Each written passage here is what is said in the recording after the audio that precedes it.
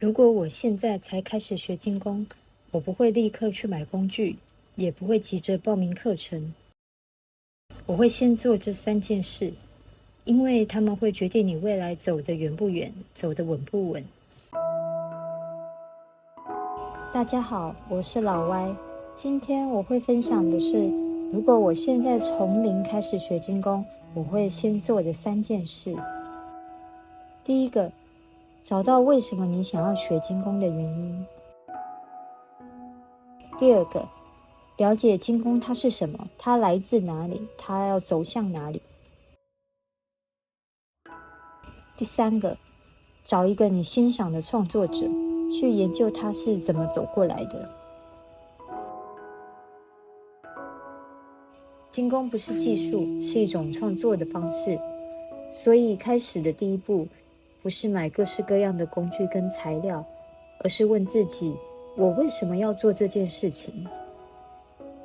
有的人学精工是因为他想做出属于自己的饰品，有人是因为工作太忙碌太压抑，想要找个可以喘口气的出口。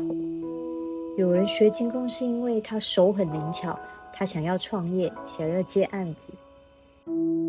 也有人只是单纯觉得金属很美，火焰很疗愈。这些都没有对错，但你要知道自己的动机在哪里，因为这会决定你走的方向。如果你只是为了抒压，那就不需要逼自己做出一整套的产品。如果你是想把它当作副业，那你要理解它的成本、时间，还有它转化的方式。如果你有艺术创作的梦，那你要保留足够的阅读跟孤独的时间。给你一个简单练习，拿出纸笔，写下3个你想要学精工的理由，然后闭上眼睛，想象3年后的你正在做什么样的作品。这就是你现在该走的方向。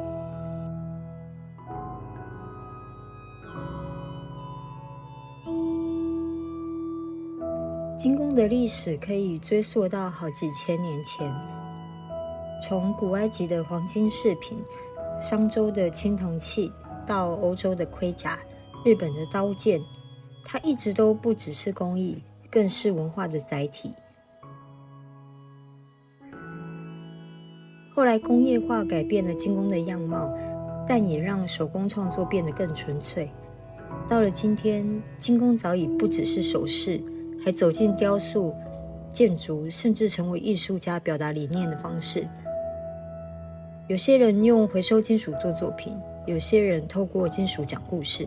你怎么看待它，它就可以是什么。了解这些背景，就像帮自己打了个底。接下来我想推荐3本书，它们可以帮你更深入精工的世界，也帮助你找到自己的方向。第一本《5,000 Years of Jewelry and Goldsmith Art》，这本书带你穿越5000年的精工历史，从古埃及的黄金饰品到现代珠宝设计，展现金属如何成为人类文化的载体。第二本《Jewelry of Our Time: Art, Ornament and Obsession》，这本书聚焦珠宝的艺术性，它探讨珠宝如何成为艺术家表达情感跟概念的媒介，收录了许多当代的艺术作品，适合想了解精工历史脉络的你，特别是对珠宝演变有兴趣的朋友。第3本《Metalsmith》，这是一本当代精工杂志，每期都会介绍新锐创作者，还会谈一些最新技术，例如 3D 列印、永续金属的应用。